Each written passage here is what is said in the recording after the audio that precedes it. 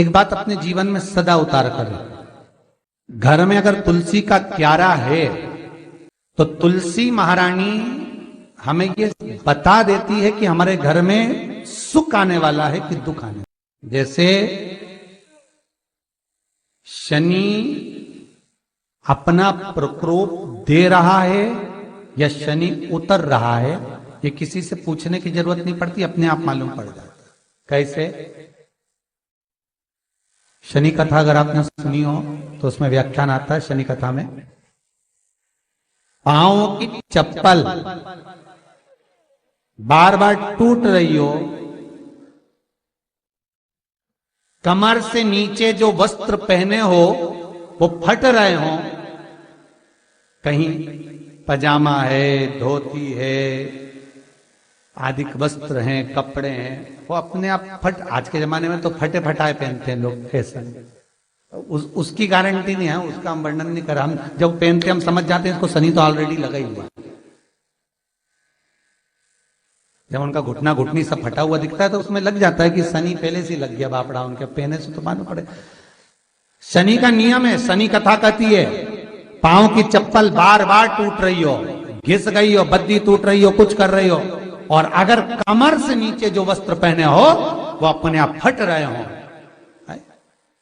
समझ लेना कि शनि पांव से प्रवेश कर रहा, मतलब अपनी प्रखरता शनि दिखा रहा।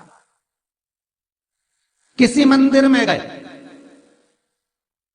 महाराज और वहां जाने पर चप्पल चली गई तो समझ लेना शनि की कुदृष्टि अब पड़ना बंद होना चालू हो गया।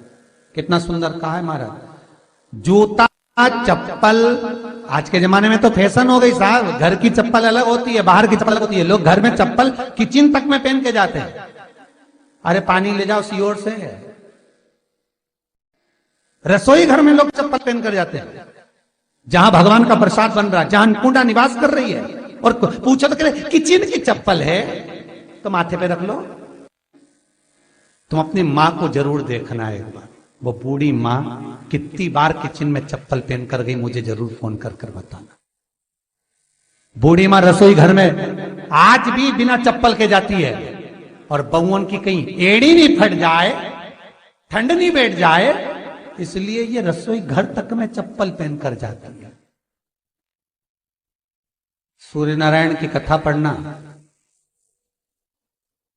शनि महाराज की कथा पढ़ना, और गरुड़ पुराण की कथा पढ़ना, जिन जिन कथाओं का हम व्याख्यान कर रहे हैं उसको पढ़ना जरूर हो। क्या लिखा है? घर के अंदर जब चप्पल जाती है, रोग, बीमारी, कष्ट, तकलीफ चालू हो जाती है। तुमने चप्पल क्यों पहनी? ठंड नहीं बैठ जाए, रोग नहीं बैठ जाए। घर के अंदर उतना बढ़ गया, एक कालीन बिछा दो, एक दरी बिछा दो, मोटा आसन बिछा दो, जिस पर तुम चल लो। जरूरी है कि कई कई लोगों को तो हमने ये भी देखा कि कालीन पर भी चप्पल पहन के चलते, और ब्राह्मणों को भोजन परोस रहा है, गुरुजन को भोजन परोस रहा है, ठाकुर जी की थाली बना रहा है, ठाकुर जी का थाल लगा रहा है, तो भी चप्पल है पांव में। तेरा क्या होगा रे कालिया, क्या होगा? विचार तो करो। देह पड़ी रे जाए यहीं पर, फिर कुंडल और नगीना, क्या हरि नाम नहीं तो जीना।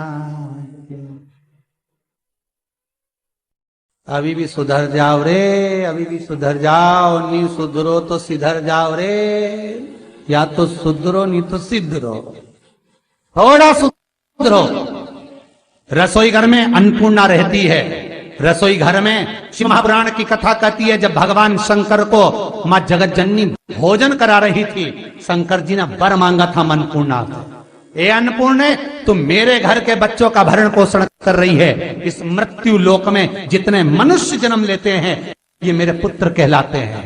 तो अन्नपूर्णा ने कहा चिंता मत करना भोलेनाथ, जिस जगह पर एक स्त्री, बेटी, कन्या या घर की बहू या बूढ़ी मां भोजन बनाएगी, उस जगह पर मैं अन्नपूर्णा उसके शरीर में प्रवेश करूंगी। और वो रसोई घर नहीं होगा, वो मेरा और तुम्हारा मंदिर कहलाएगा।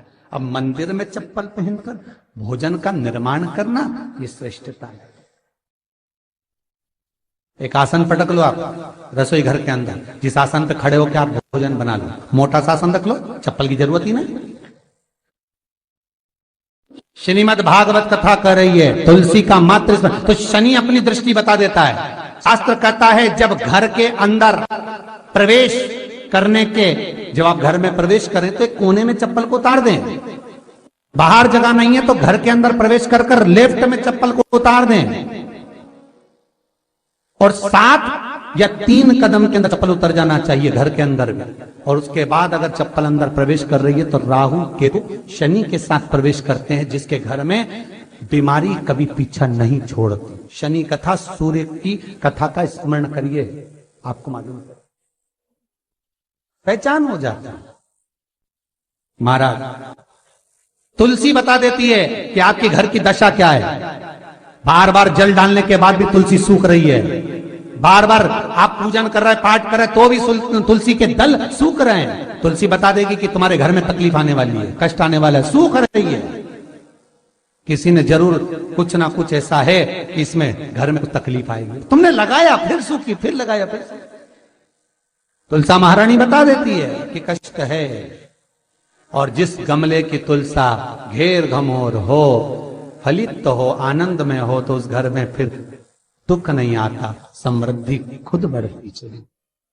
जिन शंकर भगवान को आप जल चढ़ाते हो, जिन ठाकुर जी से आप लाड लड़ाते हो, जिन भगवान कृष्ण का आप स्मरण करते हो, राधा रानी का आप नाम जाप करते हो, जिस परमात्मा का आप भजन कर रहे हो, कीर्तन कर रहे हो, नाम जाप कर रहे हो, नाम स्मरण कर रहे हो, उससे तुम्हारा एक संबंध होना चाहिए, एक रिश्तेदारी होना चाहिए। और उससे जब तुम्हारा कोई संबंध रहेगा, उससे जब तुम्हारी कोई रिश्तेदारी रहेगी, तो उस रिश्तेदारी में जैसे ही आपके प्राण छूटे, और छूटते से ही आप जब गए, तो जाते ही आप कहोगे कि कृष्ण से मेरा ये संबंध है, वो मेरा पुत्र, वो मेरा भाई, वो मेरा बेटा, वो मेरा सगा, वो मेरा रिश्तेदार, वो मेरा कुटुंबी, वो मेरा पुत्र। जब कहोगे तो तुरंत प्रवेश हो जाए। महाराज भगवान से संबंध होना चाहिए। कई लोग भगवान को सवेरे से रिझाने बैठते हैं तो भगवान को बनी बनाई बात कहते हैं, ये पाठ कर लो, ये पाठ कर लो, ये पाठ कर लो, ये स्तुति कर लो, सारा बना बनाया। तुमने अपने दिल से कौन सी स्तुति गाई? तुमने अपने दिल से कौन सा भगवान को निवेदन करा, कौन सा नमन करा? बस सवेरे उठना है, नहाना है, भगवान के सामने जाना है, भगवान को नहलाना है, कपड़े पहनाना है, अगरबत्ती लगाना है, थोड़ा सा शक्कर का भोग लगाना है। इतने सारे देवी देवता, शंकर जी, राम जी, गणेश जी, सारे देवता, और